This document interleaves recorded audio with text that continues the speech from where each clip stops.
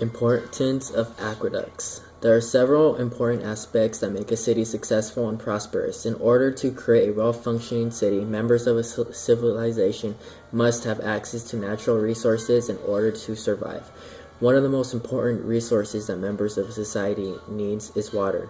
Back in ancient history, water was transported through large tunnels of water called aqueducts. Aqueducts were used to transport water from one place to another in order to reach the needs of water to members of society. In addition, aqueducts were created to irrigate fields in ancient cities in order to provide food for cities. Aqueducts became an important part of a city since they first arose during the second millennium.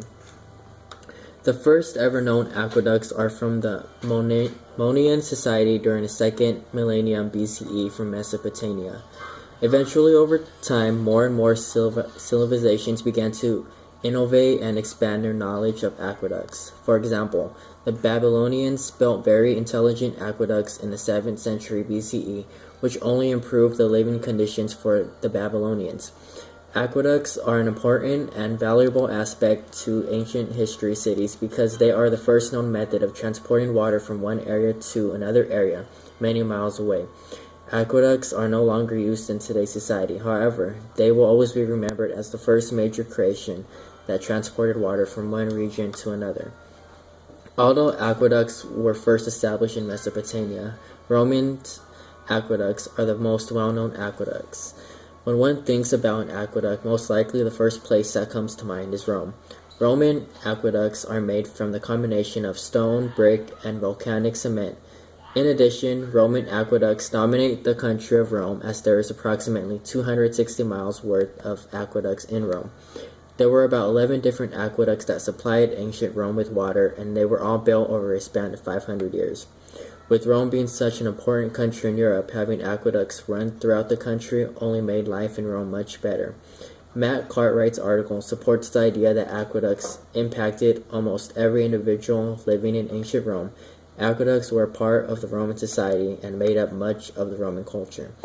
About 200 cities in Rome were impacted by an aqueduct. This shows the recurring theme that Roman aqueducts were dominant throughout the region, and thus the first place that comes to our minds when we think about aqueducts. While aqueducts are fun to look at and admire, aqueducts were not as magnificent in Rome as they eventually developed in the later years. Romans originally transported water through the country underground, but as Romans' influence began to increase, so did the construction of aqueducts. One of the most unique things about the Romans' aqueducts was the construction of the aqueducts that they were built with. The first ever aqueduct to be built in Rome was in 312 BC, and over a period of 500 years, Rome underwent massive changes throughout the country. However, aqueducts always remain an important part of the Roman society. Although many civilizations go through major changes, one thing that remained constant in Rome was the importance of these aqueducts.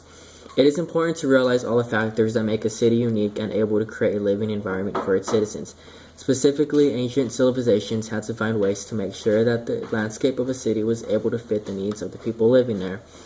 Aqueducts are an example of something that ancient societies, especially the Romans, needed and valued in their beloved cities. Many aqueducts still stand today in Rome, and their marvel is only a portion of just how important they were to many civilizations in ancient history.